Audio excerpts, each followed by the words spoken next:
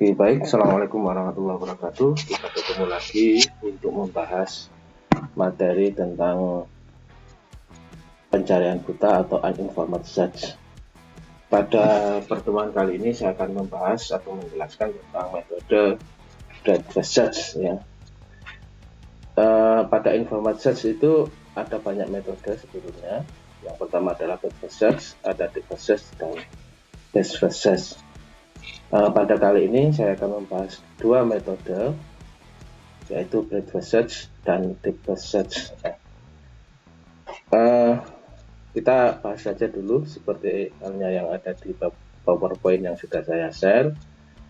Perbedaan dari kedua metode antara BFS maupun DFS. Kalau BFS itu adalah proses pencariannya mulai dari root, ya, terus ke anak di bawahnya, ya, kemudian melebar, diselesaikan dulu di setiap level, baru turun lagi ke level berikutnya, selesaikan dulu ke simpul atau anak simpul yang selevel, ya, ke kanan, ya, dari kiri ke kanan, kemudian terus sampai ketemu goalnya. Oke, cara garis besar algoritma BFS adalah ini, ya. Yang pertama, masukkan simpul akar. Simpul akar adalah simpul tertinggi ke dalam queue. Nah, kalau queue itu antrian, ya, jadi masuknya dari sebelah kiri, nanti keluarnya sebelah kanan, ya. Demikian seterusnya sampai tidak ada lagi simpul atau pekerjaan yang harus diselesaikan. Yang kedua, ambil simpul atau node dari awal queue, jadi queue yang terdepan, simpul yang terdepan dalam queue, lalu cek apakah simpul tersebut atau node tersebut merupakan solusi. Yang ketiga, jika simpul tersebut atau node tersebut merupakan solusi, maka pencarian selesai dan hasilnya dikembalikan. Nah, jika tidak,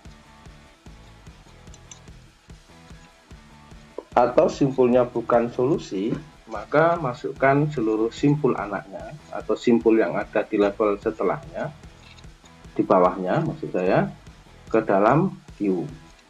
Jika queue kosong dan setiap simpul sudah dicek, pencarian juga sudah selesai. Nah, pada algoritma keempat ini terus demikian, dicari dulu satu persatu, dievaluasi satu persatu. Jadi jika dia bukan solusi, simpul anaknya dimasukkan ke queue. Ya, jika solusi, selesai. Di sini algoritma ke-6, jika queue tidak kosong, ulangi pencarian mulai dari poin kedua. Jadi demikian seterusnya. Keuntungan BFS adalah menjamin ditemukannya solusi yang paling baik, ya. Jadi ada dua faktor yang terpenuhi dari sebuah pencarian solusi, yaitu komplit dan optimal. Jadi pencarian menyeluruh, komplit, ya, cari semua kemungkinan, dan optimal artinya yang ditemukan, solusi yang ditemukan adalah solusi yang terbaik. Kelemahannya adalah karena BFS harus menyimpan semua simpul atau semua kemungkinan atau semua keadaan yang dibangkitkan, maka metode ini membutuhkan memori dan waktu yang cukup banyak. Nah, kita coba lihat contoh penyelesaian, ya, seperti pada pohon keadaan berikut, ya. Misalkan diketahui pohon pelacakan seperti gambar 28 di bawah ini, implementasi algoritma BFS untuk mencari solusi dari node awal start S, ya, sampai ke simpul G sebagai simpul goalnya.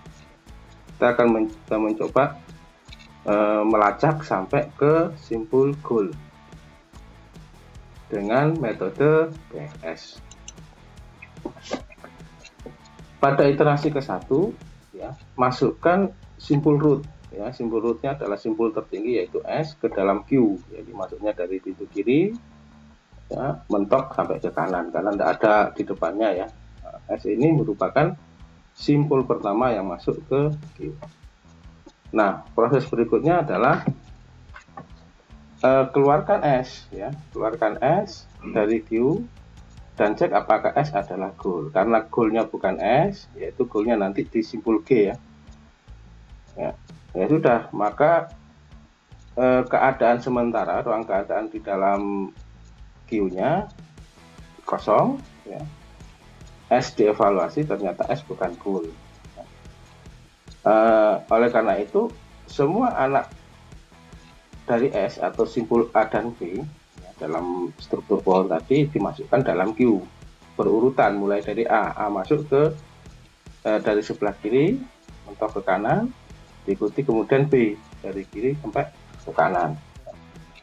Ruang keadaannya menjadi begini, ini artinya S sudah dievaluasi ya. Simpul berikutnya yang akan dievaluasi adalah A dan B, dari kiri ke kanan. Iterasi kedua, karena A antrian pertama, maka A dikeluarkan terlebih dahulu dan dievaluasi. Di mana A bukan goal, A punya anak simpul C dan D. Maka masukkan secara berurutan seperti halnya yang tadi, simpul A dan B ke dalam Q. Yang mulai dari C masuk, ya, C berada di belakangnya B sebagai antrian setelah B, kemudian diikuti D ya, sebagai antrian setelahnya C. Ruang keadaannya adalah semacam ini, artinya simpul S dan A sudah dievaluasi, yang ternyata bukan goalnya. Proses berikutnya pembacaan adalah simpul B ya, karena ini yang selevel dengan A, dimana di Q juga begitu ya, B adalah antrian pertama dari Q, sehingga ini yang akan dikeluarkan. Iterasi ketiga ya, B dikeluarkan ya, Q-nya tinggal C dan D. B yang dikeluarkan tadi dievaluasi, yang ternyata bukan goal, namun B punya anak E dan F.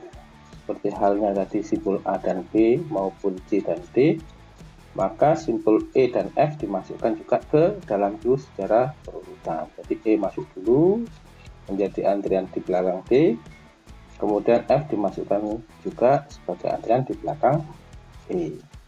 Ruang keadaannya adalah bahwa simpul S, A, dan B ini sudah dievaluasi dan kan solusi ya. Nah, proses berikutnya adalah pembacaan pada simpul C. Nah, berturut-turut nanti C, D, E, dan F. Ini kebalikan posisinya dari yang ada di Q, dimana di Q itu ya memang bacanya dari kanan ya. Tapi kalau dari kiri berbeda ya, susunannya ya. Oke. Pada iterasi keempat, C-nya dikeluarkan dari antrian karena simpul terdepan ya, terus dievaluasi, mana C bukan goal ya. C sendiri tidak punya anak, jadi tidak ada simpul yang ditambahkan dalam Q ya. Sudah selesai di C saja itu ya, karena C memang tidak punya simpul anak. Proses berikutnya ya, keadaan berikutnya adalah begini ya, karena C-nya sudah hilang, kemudian representasi ruang keadaannya ya, S, A, B, dan C sudah dievaluasi dan belum menemukan goalnya. Iterasi kelima ya, terakhir di sini antrian depan dan D, D-nya dikeluarkan sehingga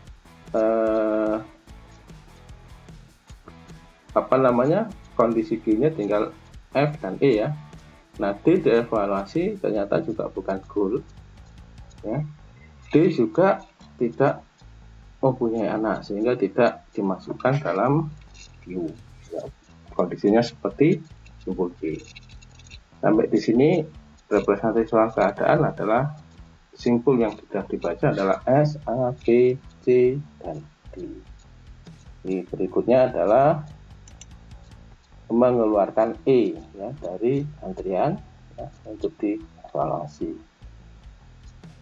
E ternyata juga bukan goal, sedangkan E mempunyai anak H dan G, sehingga harus dimasukkan secara berurutan ke dalam Q, mulai dari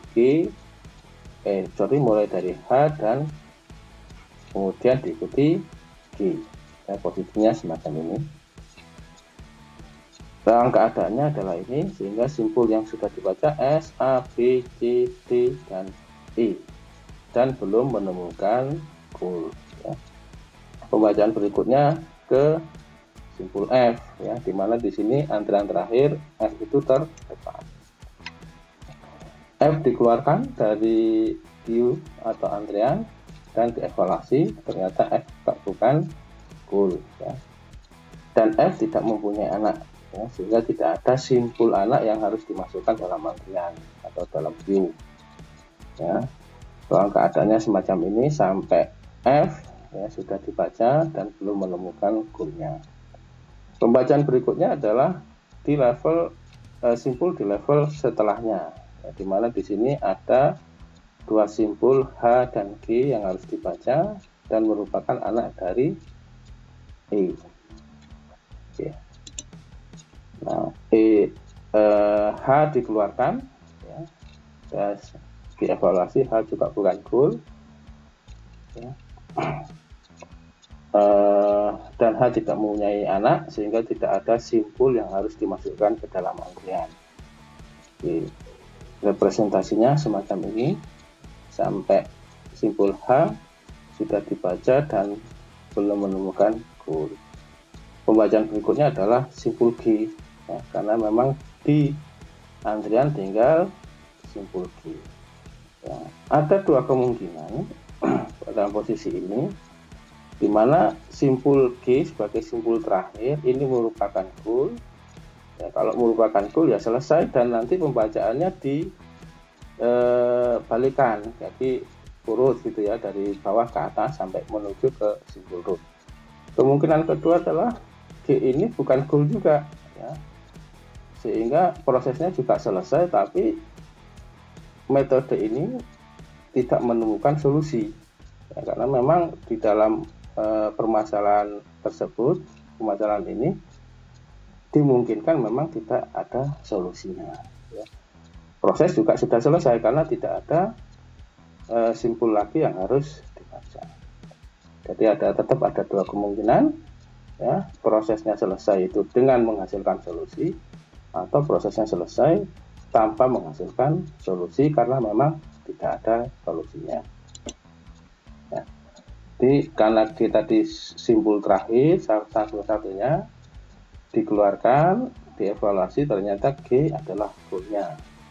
Proses pencarian dihentikan, di mana nanti mencari solusinya di tracking secara terbalik dari bawah ke atas, ya, dimana G adalah anaknya E sendiri adalah anaknya B, dan B adalah anaknya S, sehingga solusi dari permasalahan yang direpresentasikan dalam struktur pohon tadi adalah ini, ya, dari bacanya dari simpul root, yaitu S, kemudian ke simpul B, kemudian ke simpul E, kemudian ke G.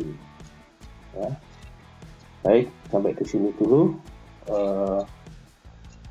materinya. Kita lanjut pada video berikutnya.